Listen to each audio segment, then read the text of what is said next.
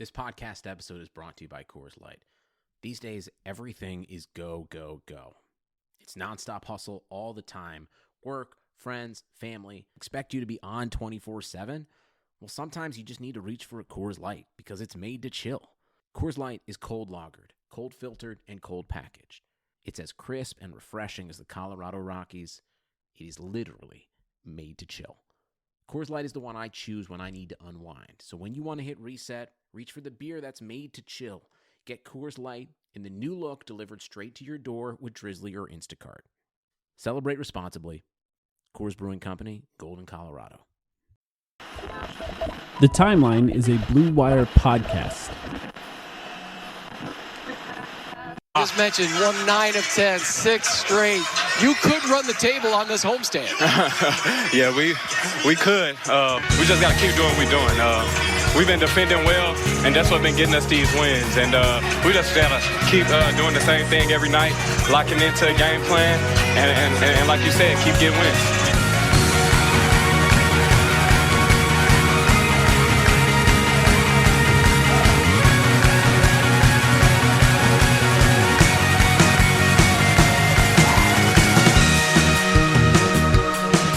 Welcome to the Timeline of Phoenix Suns podcast. My name is Mike. I'm here with Sam. Sam, how you doing?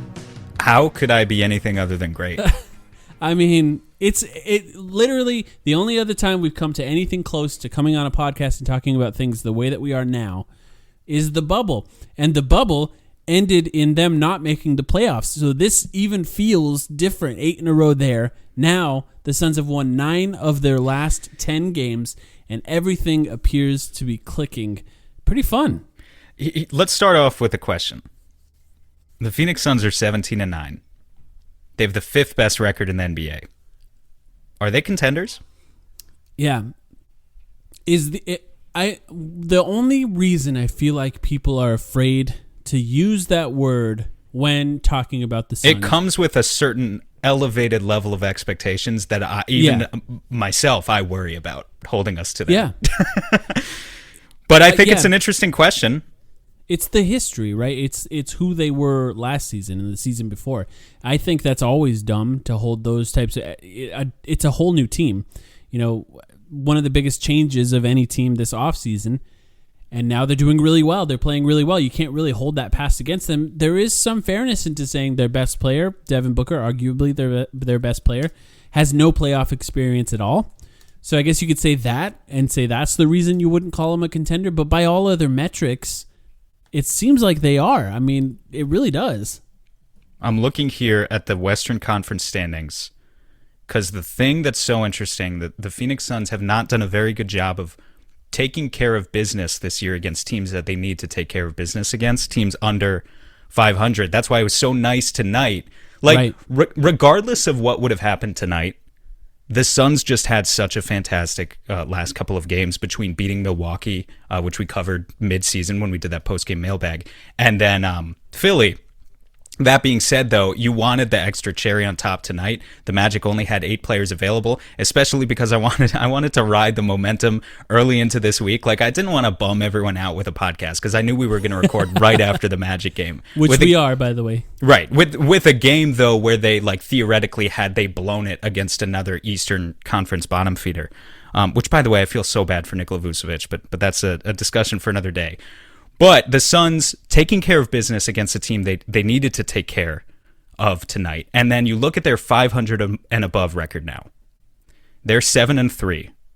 The LA Clippers are 6-5.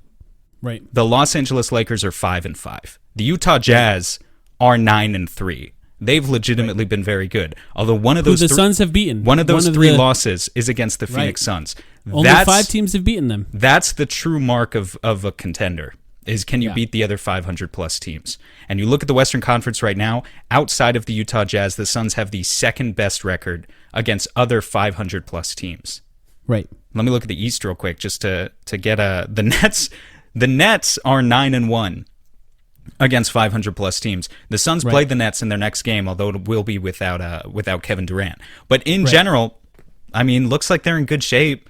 I understand why people around the country, from the national perspective for sure, and even Suns fans would be afraid to say it. would be afraid to say it. But I think a few more games. I feel superstitious saying it at this point. I mean, if a week from now the Suns are 20-10, right? Like there's a point where it's fair to say it. And by the way, All-Star, we should have another All-Star discussion. Mm-hmm. I feel so bad that I think the Suns are only going to get one All-Star spot. That's just how it is. They're only going to get one. And I feel bad that both of these guys can't make it because both of them deserve it. I think there's a chance they could still get two, and what it would take is them continuing to win, maybe extending the streak beyond 10 games or something like that. Because that's the only thing that people are currently voting on, and this is fans or media, is the starters. And if the Suns have like an unassailable record where you just cannot deny that they deserve that, especially with how good their two best players are playing, I still think there's a chance. And the real reason why is the extra one, if you will, is probably going to be Chris Paul at some point with how good Devin Booker's been and the fact that Devin Booker's higher in fan voting so far. I think that second guy, it's going to be hard for a lot of coaches and people like that, media guys, to deny Chris Paul a spot because, I mean, how good he's been and his legacy that he already has going into it. It's hard to take a guy like that out of the All-Star game. I wonder how much it matters to him, though. I don't know. I guess he's one of the guys that helped actually make it happen. Yeah, I really don't know how personally important it is to him. Now, I will say, I think, and I've said, Chris Paul has been the more consistent player this year. I said as recently as the other day that if you put a gun to my head and I had to choose only one of these guys, I probably would choose Chris Paul. Now, granted, Devin Booker's dropped 60 points in the past 120 points in the past 4 games. He's averaging 30 plus this week, and we'll talk about that. It's just there's probably 6 guard spots, right? Curry, Lillard, Doncic are locks. They're locks. That's 3 out of 6. Mitchell's a lock because the Jazz are so good. I'm not sure. I think he's a lock. I think he's a lock, Mike. I think the argument, like recently Kevin Arnovitz, for instance, made the argument that the Jazz deserve 3 All-Stars. I think, when you get into like Mike Conley being an All-Star, it's bullshit. It's complete bullshit. He's been great. He's been important to them winning. But that team doesn't deserve 3 All-Stars with the way their top-tier talent has been playing. You're probably But right. I think they're and good. He's got the precedent. Like, he's been an All-Star before. I think they're so good, a first seed, they're not denying Mitchell that spot. Yeah. So that's four. That's right. 4 out of 6. And then I think De'Aaron Fox, if there's another guy, maybe gets it. Is the guy who could deny the opportunity for Paul and Booker to both get in. It's tough. They could do it. I think, like you said, if they continue the streak for a few more games. But I think ultimately we're going to see probably the media choose between, or the coaches, choose between one or the other, which is, it's just tough. Yeah, and part of me kind of likes that in a way that maybe it would add an extra chip to their shoulder as the season rolls along, and it just gives them even a little bit extra motivation. Not that they necessarily need it. The Suns team, the guys who've been on the Suns for a while, which is basically just Devin Booker at this point, beyond, I guess, Mikal Bridges and DeAndre Ayton, who've been here a while, they just want to win. The Suns have taken a lot of heat for being the team that does not win. They've every single name you can call a franchise that's been bad, they've been called. And for Booker, he said it, I believe, after the game against Philadelphia. This is something that he's been wanting for years and years and years, and that's to be competitive every night. 6 games in a row, Devin Booker was the high scorer in 5 of the 6, and I think the one that he wasn't the high scorer in, I think he had 18 and 11, and that was without Chris Paul. So it's just one of those games where he just knows exactly what's needed and goes in there and does it. He's an absolute all-star, I think. And it's hard to deny him. I personally have more attachment to wanting to see Devin Booker. Chris Paul's been an All-Star 10 times. And every Suns fan does. That, I just get it. Cody Hunt, our friend, posted a poll the other day. If you could only choose one of these guys, who would it be? Yeah. I understand people who legitimately think it's Booker based on merit. He's been torrid hot the past week, especially. But also, just Suns fans have more emotional attachment because it's Devin Booker. It's the guy who got you out of the gutter after 5 years of turmoil or whatever. Chris Paul's only been there once. He's probably deserved it more than that. Right. So, I get it. Yeah. I will say, just from an aesthetics point of view, Chris Paul's game is probably more exciting for an All-Star game because Devin Booker, it's all fundamentals and it's really incredible in how good he is Of course, he's got the fadeaways, he's got the pull-up mid-range shots. But Chris Paul is an absolute master with the ball, the dribble moves, the fakes, the insane passes, faking guys out and sending them flying. Like, that's all Chris Paul. Well, the funny thing is both of them are like what do we see in the All-Star game? We see a lot of flashy dunks and we see a lot of up and down threes. And deep threes. Neither of them are the greatest at either of those things. Like, the things that Chris Paul and Devin Booker are the best at require the defense to play defense. which is not going to happen in an All-Star game because you're not necessarily going to see them the flashy fake passes though. Yeah, Chris Paul's got the flashy passes, and there's a lot of those in All-Star games as well to set up the dunks with no defense. I guess I don't know. We don't really know if they're going to use the Elam ending again. I hope they do. I think that was a really fun All-Star game the last time we saw it. So if they do that, that could be really fun. Obviously, they've turned it around. I think there was times with before this 6-game. Or before this 9 out of 10, there was 3 losses in a row. And there were some guys missing, Devin Booker, most notably. In those 3 losses in a row, he missed the end of the Denver game and then the next 2 games, which were Denver and Oklahoma City. But then they turned it around. They started to get things going, even without Chris Paul for one of these games. Was there anything specific that you noticed that they've changed in these last 10 or so games that made them look this good? I mean, the major concept is that now that Devin Booker is figuring it out, and more specifically, now that Chris Paul and Devin Booker seem to have, I don't know if I would use the word mastered, but now that they seem to be playing off each other much better than they were just a few weeks ago, everything else falls into place. Basically, the critique we've heard of the Suns' offense in particular up until this point has been, you heard Zach Lowe say it a few weeks ago, it's very your turn, my turn, right? Mm-hmm.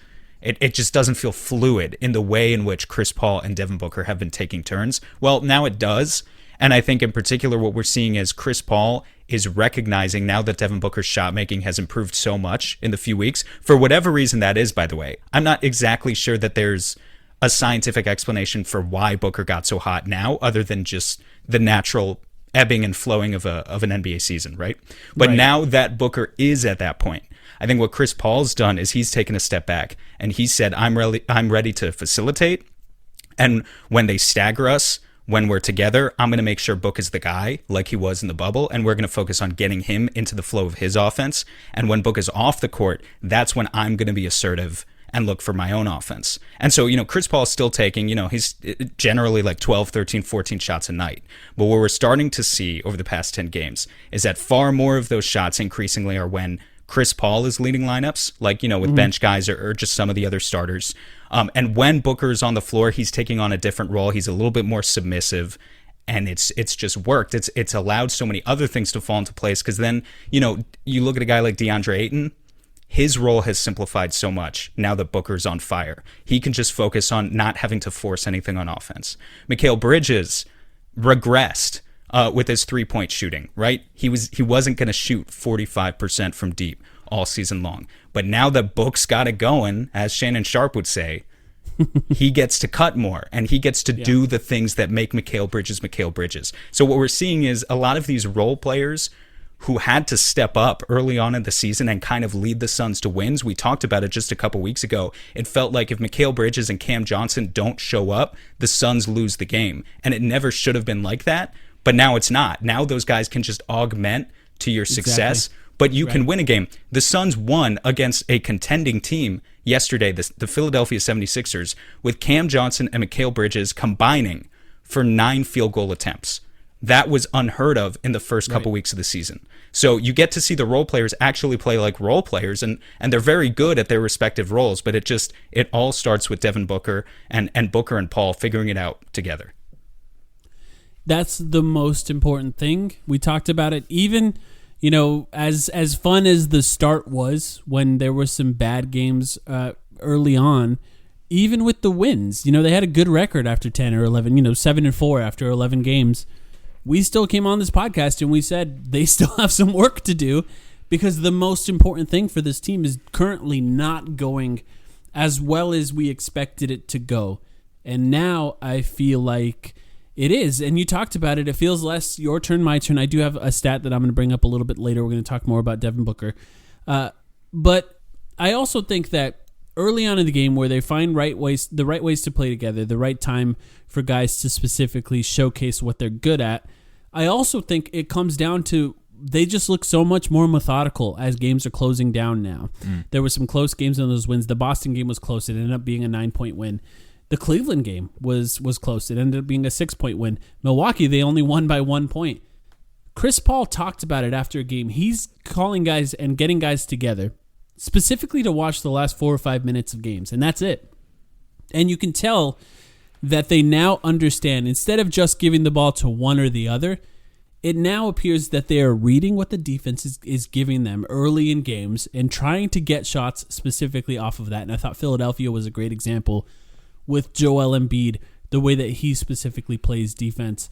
They found ways to get specific kinds of shots. He's a really great defender, and yet they were scoring a lot of points with Joel Embiid as the primary defender, whether that was DeAndre Ayton, Chris Paul. We saw Devin Booker draw him out all the way to the three-point line and take him to the rim a few times. They were finding the right ways to attack specifically Joel Embiid, who should be their best defensive player and is, and one of the best in the NBA. And to see them grow in that way, so much of that credit goes to Chris Paul. It's why he's here. And I think it's interesting to see exactly how it happens, because it's not always Chris Paul taking shots. There seems to be always a stretch in the third quarter where he just takes over and hits 4 or 5 shots in a row. But as the game's closing down, if the shot's there for him, he'll take it. If it's not, if he thinks the shot's more likely to be there for Devin Booker will find the time to do it. And he looks a lot better in that crunch time lately than he was early on in the season. Yeah. And there's simple stuff with them getting used to each other. I'm trying to find small things to point out.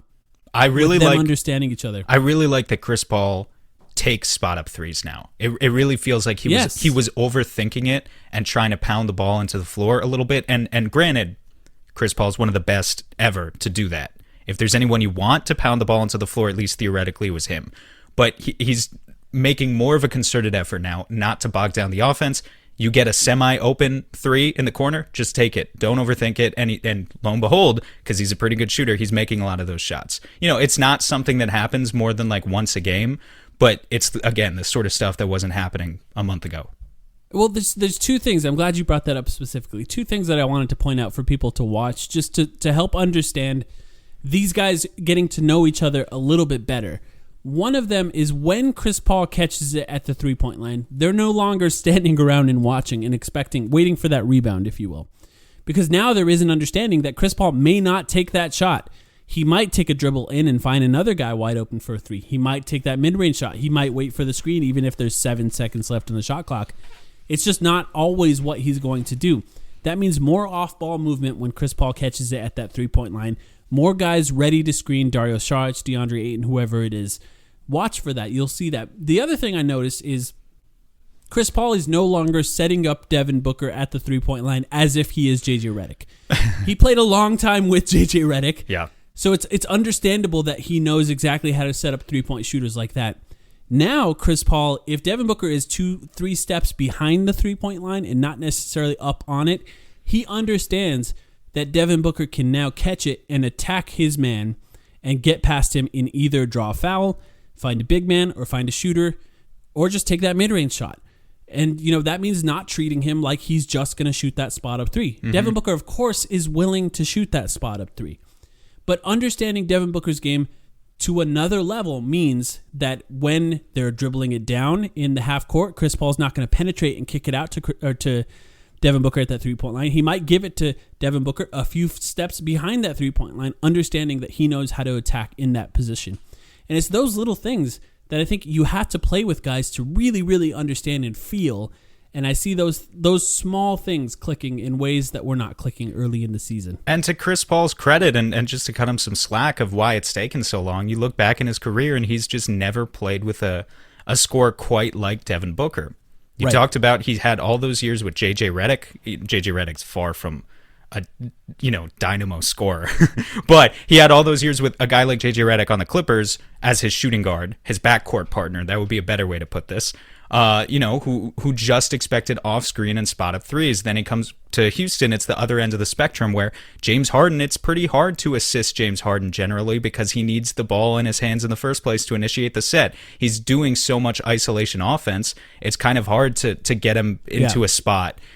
Booker is kind of a sweet spot for Chris Paul that he hasn't really played with before. I think Shea was pretty good last year, but even he wasn't quite to where Booker is, where he just gets to his spots and he kind of hits that sweet spot of being able to create his own offense, but also benefiting from a point guard who can set him up in the right spots. It's perfect, but it just took us some time to get here in the first place.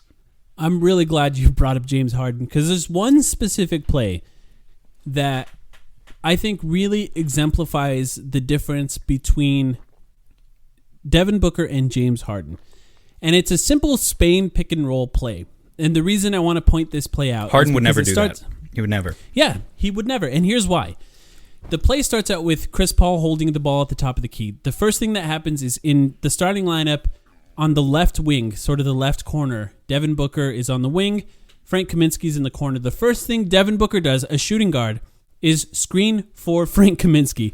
Frank Kaminsky rolls up to the top of the key, gets the ball, passes it back to Chris Paul. Then a traditional pick and roll starts with Chris Paul and DeAndre Ayton, where Devin Booker then sneaks into the paint and then screens a center, another big man. He screens DeAndre Ayton's man and then rolls to the top of the key.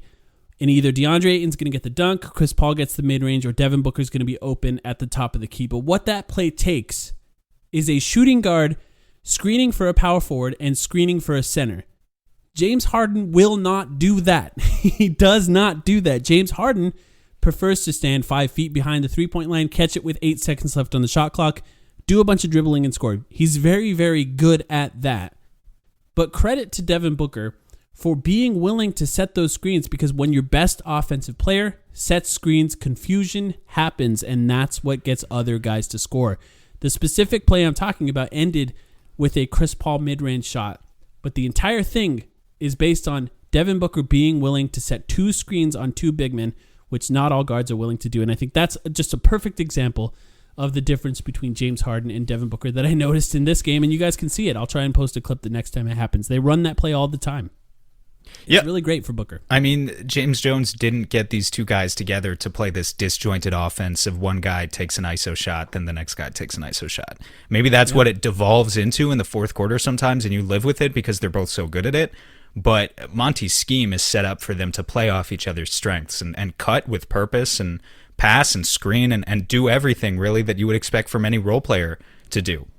So, I think credit to Devin Booker for growing up and then playing also in Kentucky in schemes that required him to play like a role player and think like a role player first before he became a superstar, so that he never became a diva in the first place. And now, even in year 6 of his NBA career as a superstar, we continue to see him to play with those team principles, which is a great thing. Just if you're a coach and you want to build a good offense. Yeah, you have to have a star player has to have a willingness to put their body on the line the way that setting screens on big man can. They might run him over. They just might. By the way, we should talk about this.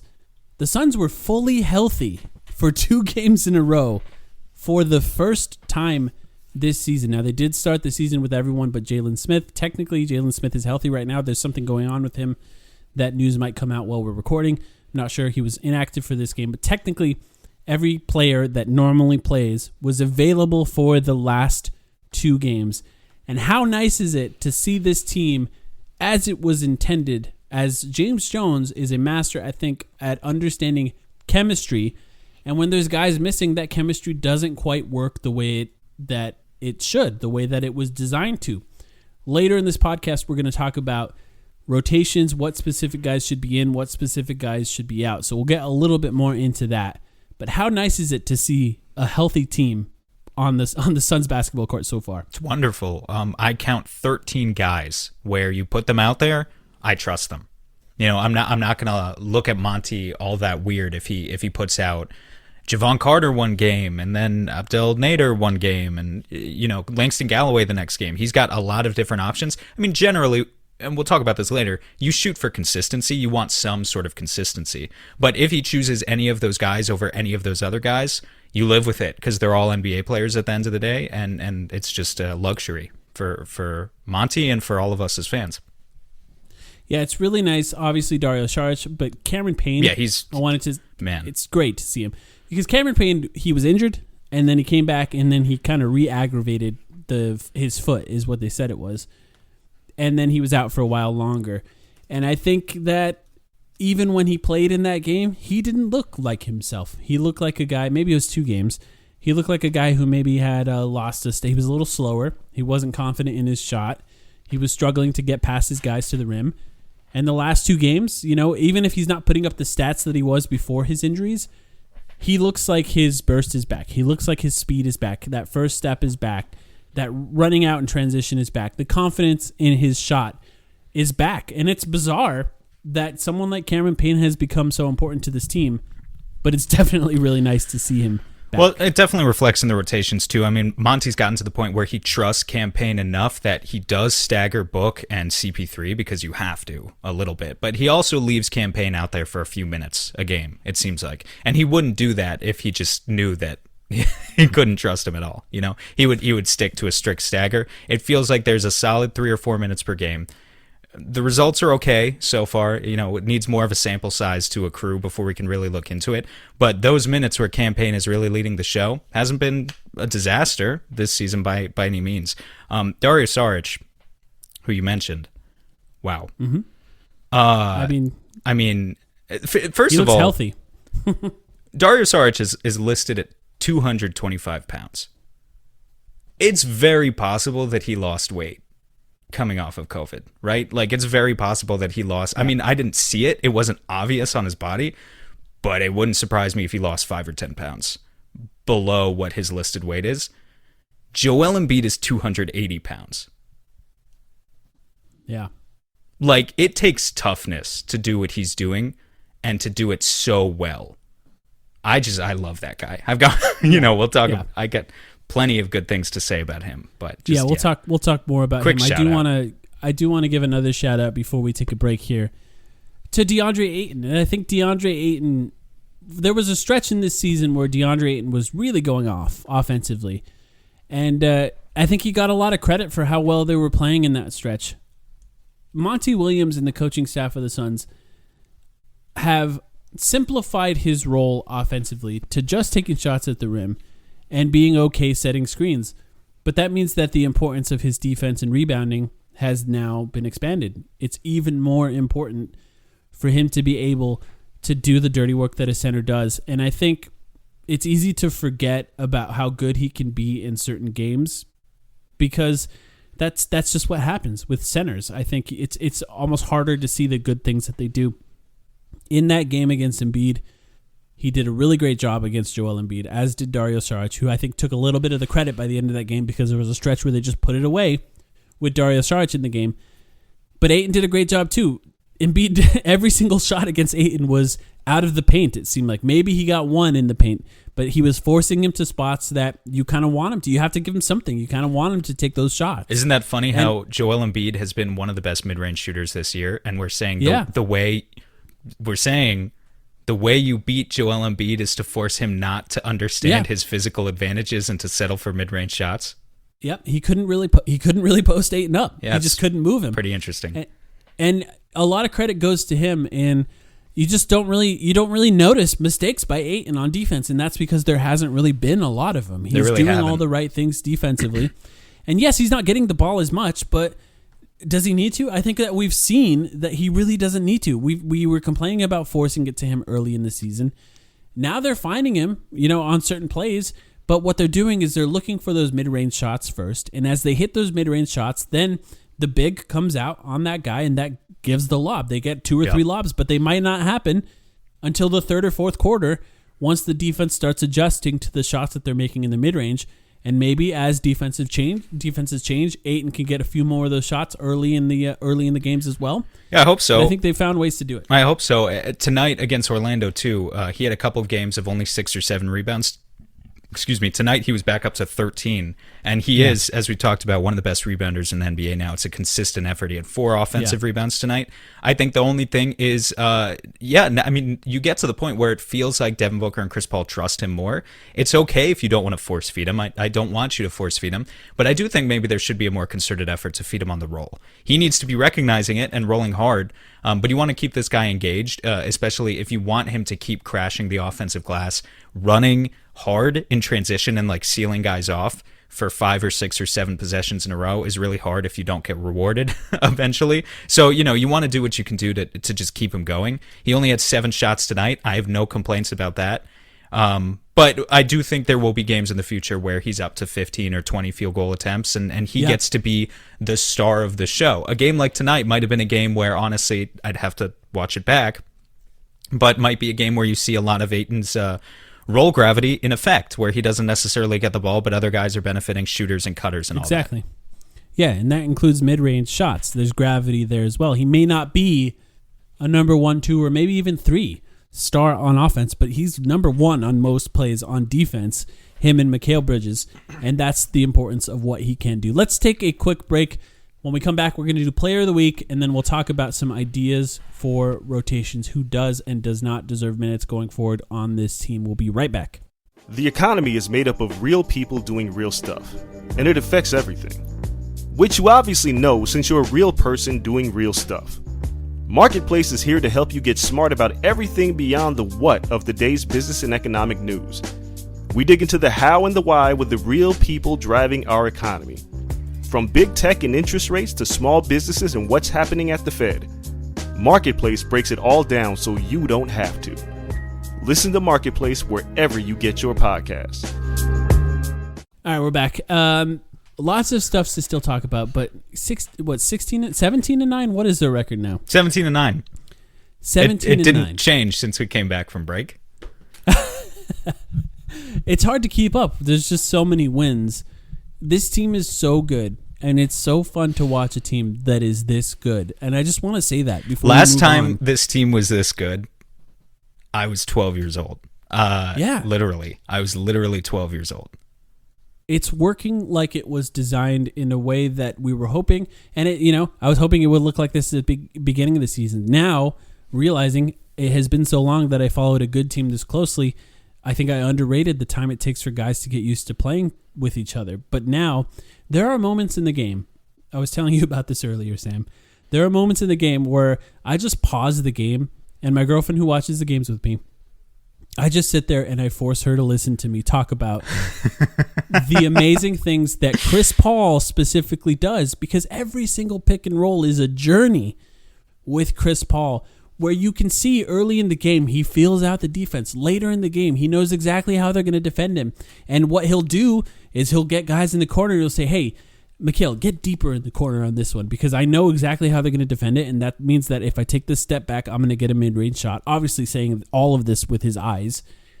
Or there's little tiny dribbles that he does that all of a sudden get guys wide open that, we just haven't seen a point guard just master the offense this way since Steve Nash. And really, there's very few guys that even still do this in the NBA currently. I was 12 years old. What were you doing in 2010 the last time the Suns were this good? You were in the prime. You were in the prime of your basement show career, probably. Yeah. I was in a band. Yeah, I was playing lots of music in bands. I was in multiple bands, probably, and I was lucky enough to be old enough to drink, barely. So I was going to bars and watching a lot of the games. I think a lot of our listeners, by the way, don't realize that there's an age gap, that there's like a 10-year age gap 10 on years. this podcast. It's kind of an unlikely thing that happened, but it's nice. Well, because you're very mature for your age, and I'm very immature for my age. So perfect. Really, we line up right in the middle. Do you force your girlfriend to watch tonight for Valentine's Day, or was it like a mutual agreement? Well, we've been lucky enough that for the entire year of 2020, we were together every single day, which is not normal for us, just because of the way things worked out. So it is what it is. We're enjoying each other's company every day. So she's happy to watch Suns games. She's as much of a fan as me, but she does still have to deal with me, sort of mansplaining the game to her every once in a while. So that is what it is. That's how I like to watch a game. Let's get to Player of the Week. And we have a song. Yes. Yeah, I love when listeners send us songs. Please send us songs. Please send us more songs. This one's from August of 2020, which was right towards the end of the bubble. We didn't have a lot of chances to do Player of the Week. Too much to talk about in the bubble. So shout out to this guy. His name is Lil PP. Actually, it's Lil PP. Sorry to my dad if you're listening that you had to hear that. But here we go. This is from him. He sent us this song. And if you have a song, feel free to send it to us. But here we go.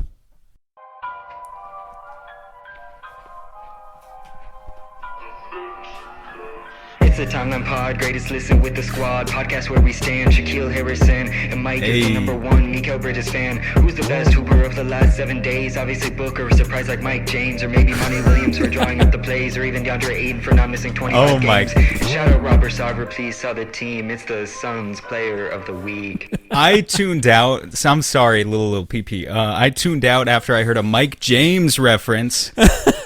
That's how you can tell that it's a little bit out of date. We got this one in August. So, like you said, we got this one in August. Sorry for Mike James hasn't been on the team for a while, for so it would be a surprise. PP. I'm sorry we didn't. Rules. I'm sorry we didn't play your song for 9 months. If anyone sends us a song now that the season is in full swing, we'll play it in the next few weeks, not 9 months from now after all the jokes are out of date. Yeah. In general, though, great job. Hey, we could talk. We set the rules. We can talk about whoever. If we want to talk about Mike James 1 week for Player of the Week, technically we can. Well, I'm glad you mentioned that because my Player of the Week is actually Pat Burke. One of these days we should do that. And by the way, we don't do Player of the Week every week because sometimes we have KOC on and there's more important things to talk about. And it's difficult to do it every week. But thank you to him for sending us that song. If you have a song that you'd like to send us, reach out to us on Twitter, Reddit, wherever you want. We'll give you our email address or a way to send it to us, and we'll play it on the podcast if it doesn't suck. Player of the Week. Do you want to go first or do you want me to go first? You go first. All right. Devin Booker. I had to do it. It was pretty easy. I know it's the obvious pick this week. I'll be honest, Sam and I talked ahead of time. We were both considering the person that Sam's going to say later. So I said, well, that's easy. Devin Booker's an obvious one. I'll take Devin Booker this week. I took stats before we recorded this. From February 7th to February 13th, so not including today's game. So for that week, Devin Booker was averaging 30 points per game, 6.5 assists on 52, 45, 81 shooting splits, including 4 wins, now 5, with the game today. One of the better stretches of his career. Obviously, he's had times where he had multiple 50-point games in a row, but this is different. They're winning more games now, so more credit to him, more credit to the team. There was times where Devin Booker was struggling a little bit, and I think some Suns fans were even wavering a little bit, worried about him. Sam, I'm not going to throw you under the bus on this. Don't worry. That's fine. I mean, yeah, there were moments where I was. It's a thing where you've got a guy, like, not that Devin Booker was bad. Never thought he was bad. But it's like you sign a guy for $30+ million a year and he's going to be like the number one guy. Like, he's going to be the guy you build a contender around. For Devin Booker to play the way he did for the first 15 or so games of the season, it scared me. But you never lost faith, so I'll let you take a victory lap here and talk about it. And here's why. It's not for no reason, although, admittedly, I will give Devin Booker a much longer leash than other players because of what he means to the city, what he means to the team. And me personally, as someone who watched every game through his career, and as bad as those games were. The reason I never worried is because there was just nothing really significant that looked like it had changed. It was still the normal Devin Booker that we saw before, but he was just missing more shots than normal. And what that means is usually the averages will then even out. He'll have games where he hits more shots than normal. Later, there were some concerns with the turnovers early, but those can easily be explained by the team being drastically different than it was before and getting used to a player like Chris Paul, whose rhythms are completely different than really any player in the NBA currently. So all of that, I think, made me really not worried about him, and there was no surprise that he's finding his stride now, about 20 games into the season. The Suns have traditionally been that team that can maybe perform a little better than normal for their first 20 or so games, and then they settle back into being the team that loses a lot after 20 or so games. That's why people weren't necessarily on board after we started 7-4 this year. I don't blame them, because we did the exact same thing last year. And we've seen it before, and we know that it takes a little time for teams to sort of settle into their new normal. And now the Suns settling into their new normal leads to 9 out of 10 wins, and Devin Booker really succeeding, really excelling in his role, and becoming that star player that we thought he was at the end of last season once again. And it's just really nice to see. And I have a stat before I let you talk about you. I'll, of course, give you a chance to talk about Devin Booker as well here. But here's a stat that I wanted to look up. In the first quarter so far this season, outside of the last 5 games, so I'm taking basically the last week, Devin Booker was averaging 5 field goal attempts. In the last 5 games, including tonight, he is averaging 7.6 field goal attempts in the first quarter. I speculated on our last episode that there seems to be a concerted effort to get Devin Booker going early in the game, which in the past, he used that first quarter to try and get other guys going. Now, with Chris Paul having another star, it looks like that's shifted, and this stat, I think, points to that being true. It's basically a 50% increase in field goal attempts for Devin Booker. And what that does is it gets everyone else going later in the game, because now everyone else is a little bit more open. And I like that change. If credit to Monty Williams and his staff for finding that and employing that in these games. I think it's going really well.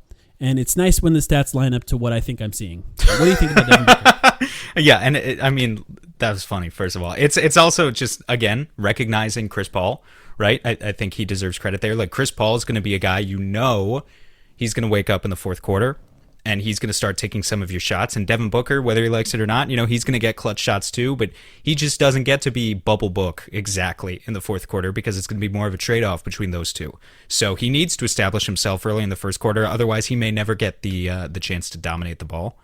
I think he's been amazing. I was happy to see that Luka Doncic lost tonight, as I always am, but especially happy tonight. He had 44 points, I think, and he had a really good week. The Mavs went 3-1. Devin Booker had a really good week. The Suns went 4-0. I would like to think that the voters reward winning, since that's what we've always been led to believe they reward. And Devin Booker gets Western Conference Player of the Week. I know it's like kind of a meaningless accolade, but I would like him to get it anyway. I still have a feeling that they're just going to give it to Golden Boy instead, but I don't know. Could go either way. Yeah. Shout out to Espo, who had the hilarious tweet that Devin Booker is now named Eastern Conference Player of the Week. That was funny. After they beat Detroit, Boston, Cleveland, Milwaukee, and Philadelphia, and now Orlando. That was pretty fun. And maybe nice Brooklyn next. Maybe Brooklyn next. Yeah, they really earned that there. Just really nice to see Devin Booker go off, and I'm excited to see him play well as the season rolls along. Who do you got, Player of the Week? Yeah, I've got Dario Saric. Talked about him a little bit before, and I don't even have the stats here. He's only been back for 2 games, so this isn't it's not a statistical argument. It's just vibes, and the vibes are good. Like, that's all, that's all I got to say. He comes back, and I think what he does, they play different positions, right? Frank has been starting at the 4. Dario Saric is backing up Ayton at the 5. But Dario comes back and instantly kind of shows us, even if they have similar skill sets in that first game, what he can do that Frank just can't. His speed with the ball a little bit, and his pump fake ability. He's just such a smart offensive player, every facet of his game. I love that guy so much. And also a guy with a 6'10 wingspan to break up plays and break up passing lanes and wind up somehow with 4 steals yesterday. The Suns scored 9 fast break points against Philadelphia just off of Dario Saric's 4 steals. You can make an argument that alone won them the game. Right. So I already talked about the weight difference between him and Embiid. That was fantastic to watch. Just outsmarted him every moment of that game, essentially. He's awesome, man. He's awesome. And I love that the backup center thing is working. And I tweeted this out earlier today. I love that it forces DeAndre Ayton to continue to push himself, because it's a statistical trend, and it held up again tonight as DeAndre Ayton played only 30 minutes tonight. But going into tonight, I noticed in the games where Dario Saric plays, which is only 8 games this season, but in those games, DeAndre Ayton plays 29 minutes per game. In the games without Dario, Ayton plays 33.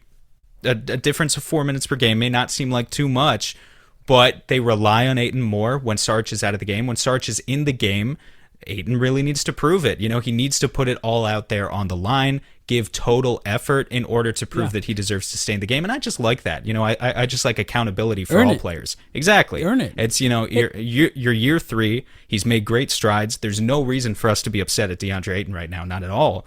But you still want him to earn it. And it's just nice to feel so confident in the guy backing him up. I will say it would still be nicer if the Suns had a better third big than Damian Jones, who was like an actual center to sometimes come and play spot minutes if you need it. That would be great. But filling in the role, Sarge he's been great. We could practically, when he's in the lineup, by the way, he's played 9 games, so really unfortunate for how fun he is. No, just so far. 7 and then the last 2. Just for how fun it's been to watch him. We could practically have a segment just gushing about him in every single podcast that we record because of how fun he is, and it's sort of an untraditional fun. I will post every pump fake of his this season on Twitter. I've got a thread going where I post every pump fake basket underneath the basket. Actually, he had one tonight that I think I'm not going to post because it was like a blatant up and down that the refs didn't call. But tonight, I'll take it. Even tonight, that's how he got his and one. With how often he gets fouled and nothing gets called, I think it's fair that you could post that one. It's actually kind of fascinating how someone could be so old school and yet so like new school center at the same time, because he's got that 3-point shot, he can dribble, he can make plays for others, but that passing, the way he passes and the way that he operates under the rim are almost, I don't want to give the Kevin McHale shout out here, but for how good he is, but like the pump fakes, the up and unders, the spins, and something that I love that he's really good at is reverse layups. Like big men usually aren't that good. That's like a guard thing to do reverse layups because for sure it's especially useful when you sort of use the rim to block the big man from blocking your shot. And that's usually in guards because centers usually can get up above the rim. Well, Dario can't. Like, that's just not how he plays. So as a big man, to be that good at reverse layups is kind of fascinating. There are 5 guys on this team that I think are like well above average in basketball IQ. Chris Paul is a savant, basically, at basketball. You could probably say there's 3, 4, 5 guys that are as smart as him when it comes to basketball. But the other guys are Mikal Bridges, who's clearly brilliant, Devin Booker, who's clearly brilliant, and then I would put Dario Saric and Jay Crowder in that group. And those 5 guys were on the floor for a few possessions today, and I was really excited just because they're all brilliant basketball players. But Dario Saric, to me, he has athletic limitations, but basketball IQ-wise, he's on the same tier as Mikal Bridges and Devin Booker to me.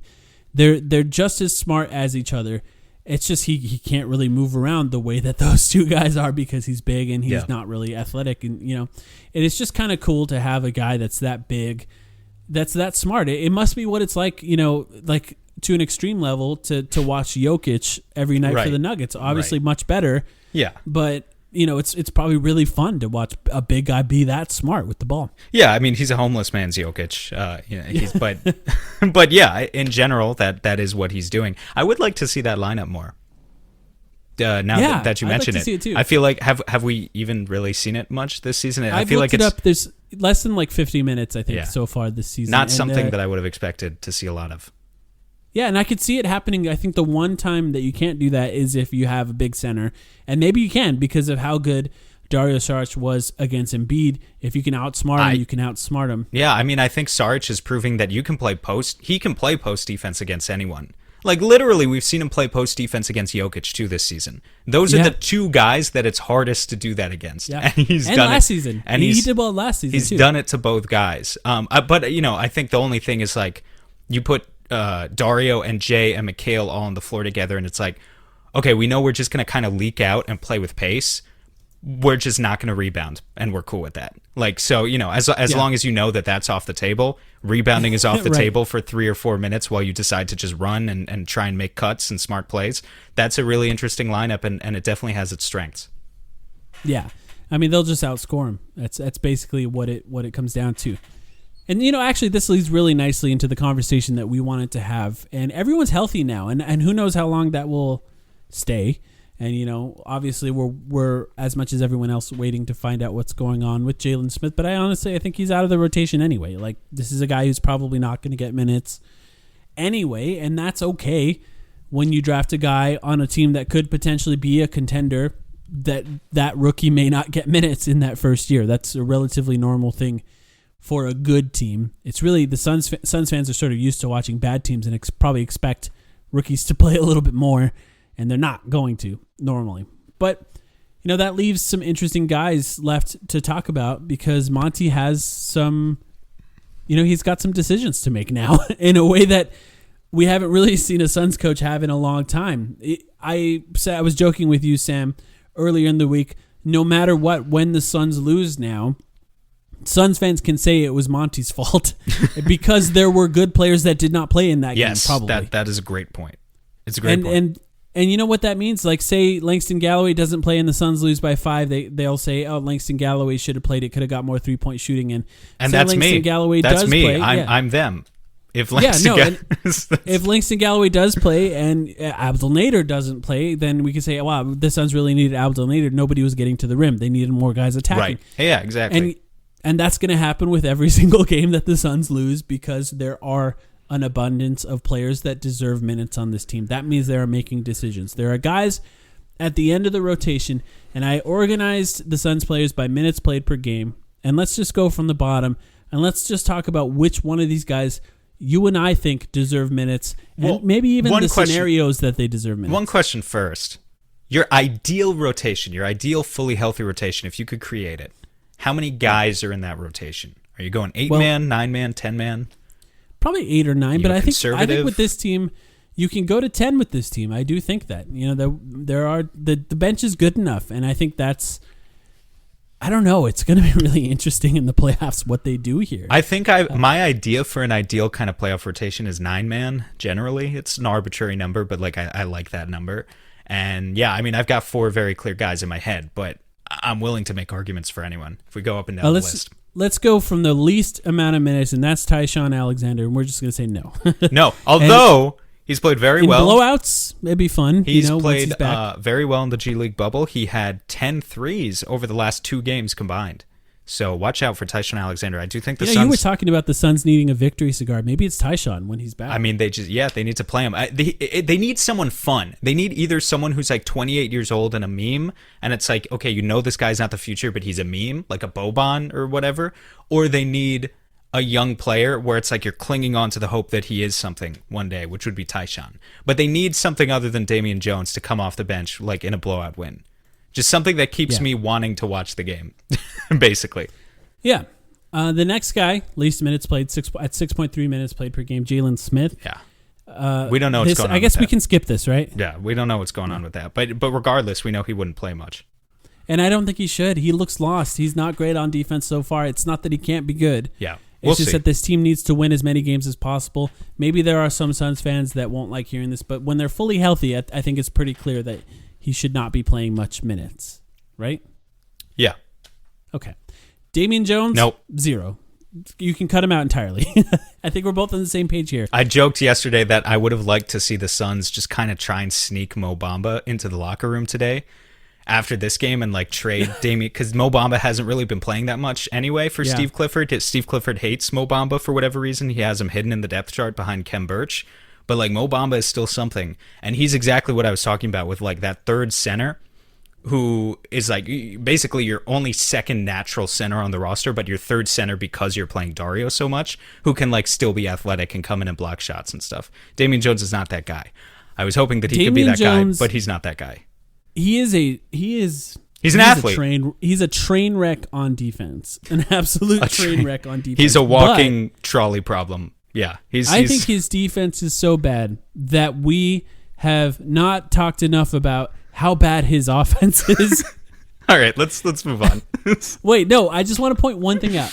There were multiple times in this stretch where he had to play where he just didn't know the play they were running. And I know he hasn't played much, so it takes time to realize things.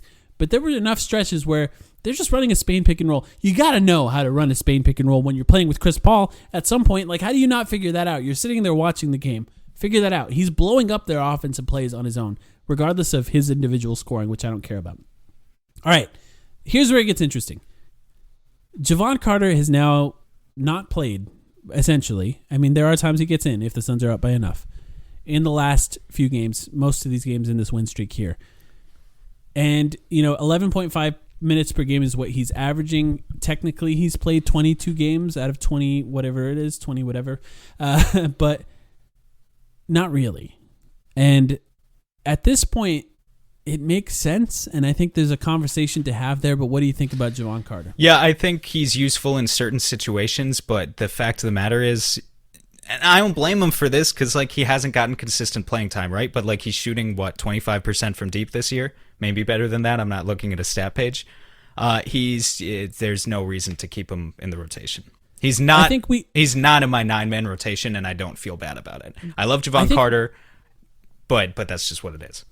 I think we have to talk about these three guys together: Javon Carter, Langston Galloway, Etuan Moore. Yeah, and to an extent, Abdel Nader. But specifically those three, as to why Javon Carter is not getting minutes. Now, fully healthy, neither is Langston Galloway. Sad. Obviously, Langston Galloway has a significant NBA skill that could keep him in games.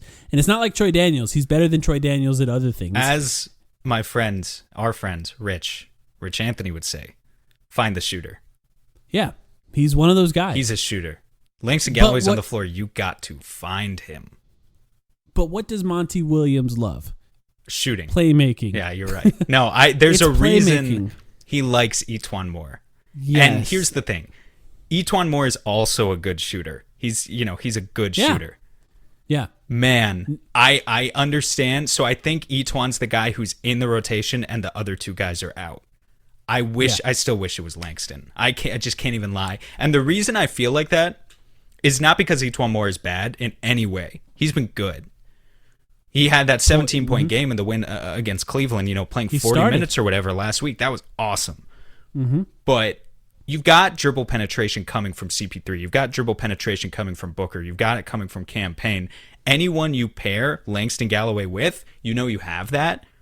So I'd just rather have the shooter. You've got a guy shooting 40. I'm looking at the stat page here. You've got a guy shooting 47% from deep. I don't give a fuck what else he's doing on offense or defense. I really don't. I think that's a hot enough hand that you ride that until it's not hot anymore. Yeah. It's really similar in logic. If you think the Suns should keep starting Frank Kaminsky, I don't really get this, and we'll get to this in a minute. Yeah, the next guy. If you think the Suns should keep starting Frank Kaminsky just because they're winning games, you should want the Suns to keep playing Langston Galloway for as long as he's shooting close to 50% from deep. Because, you just keep doing it until he proves that he can't anymore. But yeah, look, I've said my piece on that guy. If it were up to me, Langston is in and the other two guys are out. But Etuan has skills. I can't deny it. Yeah, I love shooting. And if you look at the raw numbers, 47% from three is insane. And if you look at Etuan Moore, he's shooting 23% right now. That's not good. But the decision-making is so far beyond Langston Galloway, and this is not Langston Galloway's fault. His job is to shoot as soon as he touches the ball. But having another guy, when they throw those junk defenses at Devin Booker, when they throw those junk defenses at Chris Paul, and for those who don't listen every episode, what we're talking about is trapping on pick and rolls, and that means sending two guys at the ball handler on every screen to force them beyond the three-point line and get rid of the ball. Having another guy who can now penetrate and make decisions with the ball and be able to score in that sort of mid-range area that the Suns are sort of dominating in with floaters, shots off the backboard, and even find guys on the roll or in the corners. That's a nice thing to have. So right now, I actually agree with Monty's decision to put Etuan Moore above Langston Galloway in the lineup, and it's specifically because it seems like they are staggering a bit less. And that means when you have Cameron Payne in, you still have another high-quality playmaker next to him in Etuan Moore. And, of course, Dario Saric in a lot of those minutes as well. And those lineups, I think, can just get better and better and better with multiple playmakers throughout the season, especially with guys that can cut like Cameron Payne, or I should say penetrate with the ball, like Cameron Payne. So it's a tough thing, and I wouldn't get mad at any game where all of a sudden Langston Galloway's playing instead of Etuan Moore, but I actually think the decision to play Etuan Moore makes sense in this case. But I don't know. We'll see what they do, and if they continue to do that. Next guy after Langston Galloway, 15 minutes a game, Frank Kaminsky. It's hard to argue that Frank Kaminsky doesn't deserve a spot in the rotation at this point. The conversation for him is more about how much should he be playing and how much should he continue to start. I actually found it quite interesting that he doesn't play, even though Dario Saric is back. Before that, he was staggering. Monty was staggering Frank and Dario to have one of those guys on the court at all times to avoid playing Damian Jones at all costs, basically. Yeah, I mean, it is what it is. Yeah. But with Dario back, he's not really playing multiple bigs with Dario. Like, they are committed to Dario Saric at center. Yeah. And it's working. It absolutely is working. And that means cutting down Frank Kaminsky's minutes. And to an extent, how do you find minutes for Frank Kaminsky if he is not starting? Should he be out of the lineup entirely in favor of Jay Crowder starting? And he just doesn't have minutes, just there, sort of break glass in case of emergency? I mean, it sounds kind of needlessly callous when you put it like that. But yeah, I don't know. I think that, I think Jay Crowder and Cam Johnson are sufficiently good, and Dario Saric and DeAndre Ayton. That's a hell of a front court. You don't need Frank Kaminsky necessarily. I understood why he was starting. We've talked about it. He provides a very particular set of skills. Yeah, he it's does. a stupid reference. He can pass. He can, which is to say he can pass. And other guys on this team can't necessarily pass. He's technically the second best 3-point shooter on the Suns so far this year. Yeah, he's the second best. What? 3-point shooter, 41% from three. Frank Kaminsky? Yeah, I haven't checked Frank's stat page in a while. That goes to show. That's why we talk about it, I guess. I think you could find 10 minutes per game for Frank Kaminsky. But here's why the starting lineup thing confuses me, right? Well, who's he gonna take those minutes from? Is he gonna play with DeAndre Ayton in those minutes? I think we saw him play with Dario Saric in the bubble, and they were fine. Yeah, it's interesting. We did see that, right? Yeah, we saw that, and I'm right? Like you saw it too. They're plus 24. They were fine. Those minutes recently. They were fine. They could do that. But it's just that here's why the starting thing confuses me. Can I get on my soapbox about that? Yeah. I know what the Suns are doing. They're going to keep starting Frank until they lose a game. That's fine, whatever. You're on a win streak. You've won 9 of 10. There's only so much I can bitch about it. But having your full roster, being at full strength is such a privilege. You don't want to waste potential games of letting your core guys mesh. And this is why it frustrates me. Because what the Suns are doing right now with Frank Kaminsky is they're starting Frank Kaminsky for the first 6 or so minutes of the game, and they're closing with a different lineup every game. The past 2 games, they close with Jay Crowder or even Cam Johnson in some situation, depending on matchups. You look at every other team in the league, they are having twice as much time to find their 5 core guys, circle those guys, and let them mesh together. You look at the Utah Jazz. The Utah Jazz are one of the deepest teams in the NBA. They have tons of guys who they could throw into their starting lineup situationally if they wanted. What they're doing is they have circled their 5 guys. They've got Mike Conley, Donovan Mitchell, Bogdanovich, Royce O'Neal, and then Rudy Gobert. That's their starting lineup. You don't see Quinn Snyder say, you know what, I feel like Joe Ingles today. I'm going to play Joe Ingles just for shits. You don't see him say, I like Jordan Clarkson today. I'm going to start him. What bothers me about it is that there's other teams that are getting 5 guys to play potentially 1,000 or 2,000 minutes together and who are going to mesh by the time they get to the playoffs, better than the Suns lineup of Jay Crowder, which I think is their best lineup, which might only get, say, 500 minutes together, because you decided to start Frank Kaminsky all season long, even though you knew he wasn't sustainably your long-term option. That's why it makes no sense to me. And I understand if, like, this is something not a lot of people care about, like, you don't think it's make or break, but I do think on the margins it makes a difference, and I'm just not afraid to go out there and say, like, I don't really get it. They have, I just want to say in defense of Monty here, the Jazz have years of continuity with most of those players. And I think understanding exactly what they bring and their chemistry together like that's a long time. The Suns have a lot less time, and I understand what you mean, and I agree. Actually, I think I actually would be okay, and it's maybe a little harsh to say if he was cut out of the lineup entirely, outside of times where there are guys in foul trouble or they're winning by enough that you can get some extra guys in there. Maybe he could be that cigar, that human victory cigar, coming into the game and hitting a three and everyone cheering.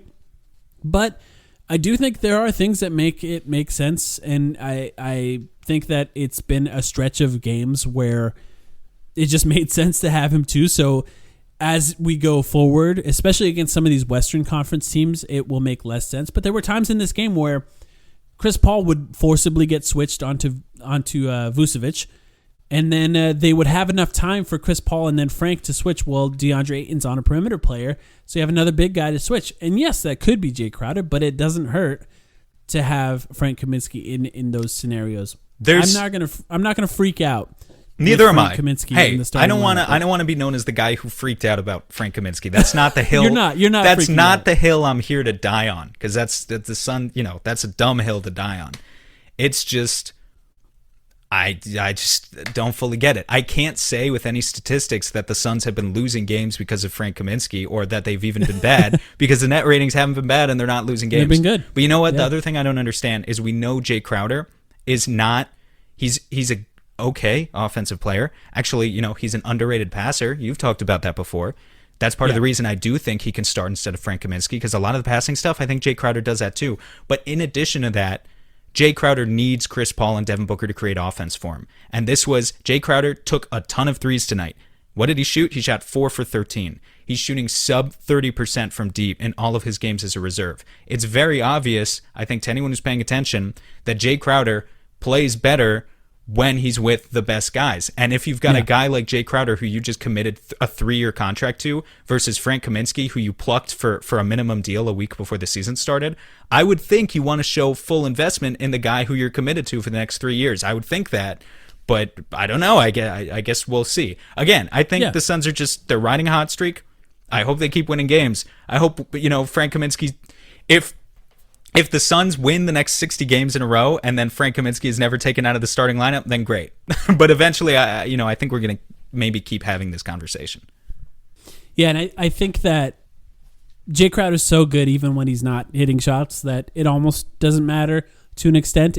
But you're right. You want them to be utilizing their best players in the best possible way. And that means Jay Crowder's better when he's open. He's also better when his feet are set, by the way. I don't like when he stands a few feet behind the three-point line and sort of catches it and steps into that shot. Or when That's not his game. Or when he feels like he's the guy who's out there on the reserve unit, right? So like he has the power to take a step back. That's not your game, dude. Like he tries to do that sometimes. That's not his game. Yeah. I will say, if Frank is now out of the starting lineup going forward, and I don't think that's going to be the case for those who enjoy it. I think they're going to continue riding it until if it does go bad, maybe they'll change it. But if it continues to go well, then continue doing it. But the one thing I do love is the chemistry between Frank and Mikal.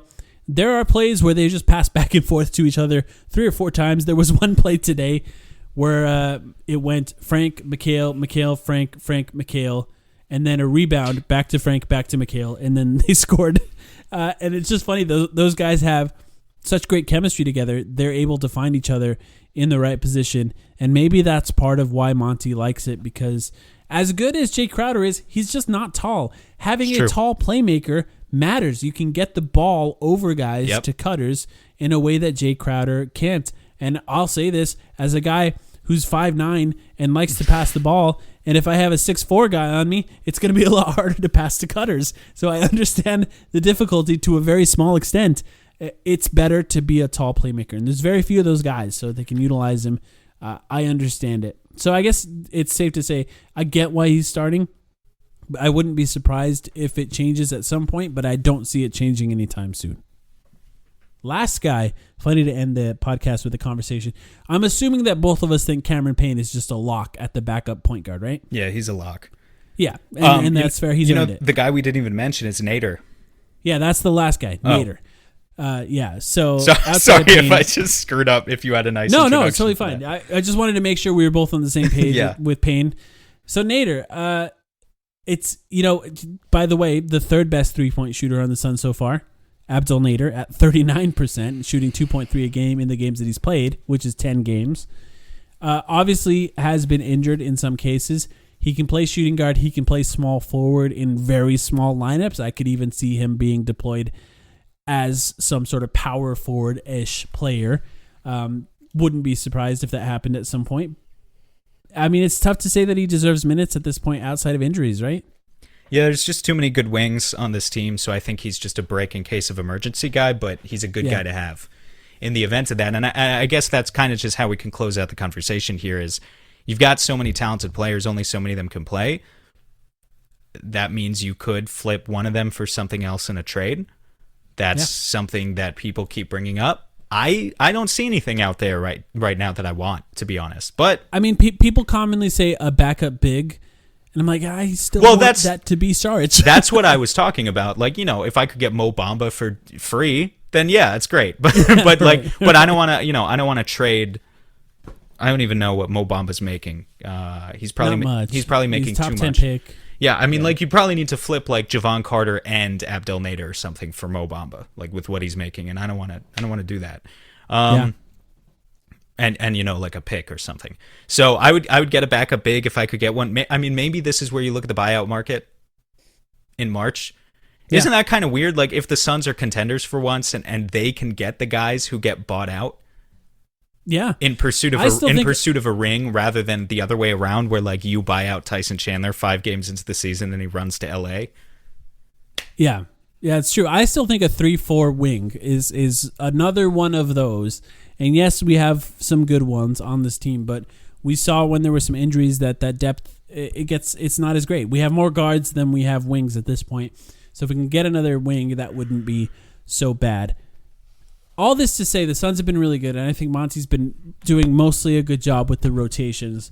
Outside of Frank Kaminsky, and I think to an extent Langston Galloway for you, we mostly agree with what he's doing so far, and I think he's managed the Chris Paul, Devin Booker minutes really well lately.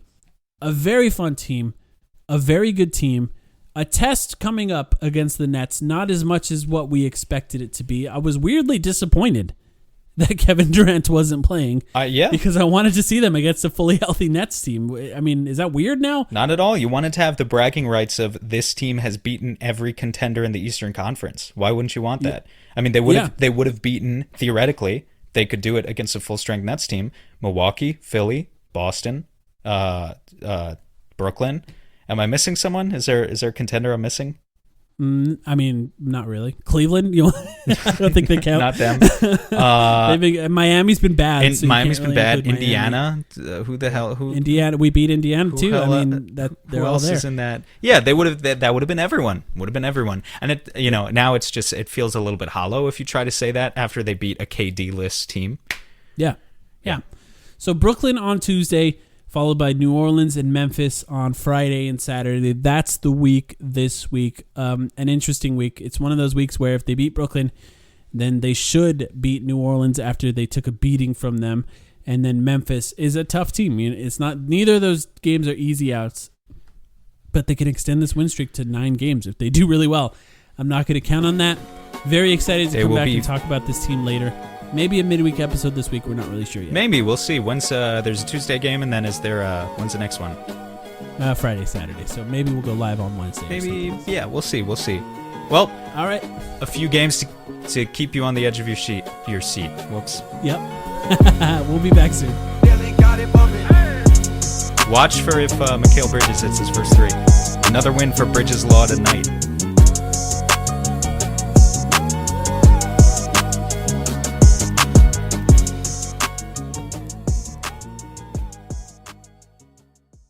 Breaking up is hard to do, but when it comes to your wireless carrier, you should have left a while ago. You're over the big 3 carriers. You deserve better. Xfinity Mobile. Now you can get unlimited with 5G included for just $30 a month on the nation's fastest, most reliable network. So break free from the big 3 and save with Xfinity Mobile. Take the savings challenge at xfinitymobile.com/mysavings to see how much you can save when you get Xfinity Mobile and Internet together. Reduced speeds at 20 gigabytes per line. Most reliable based on Root Metrics US report. Results vary, not an endorsement.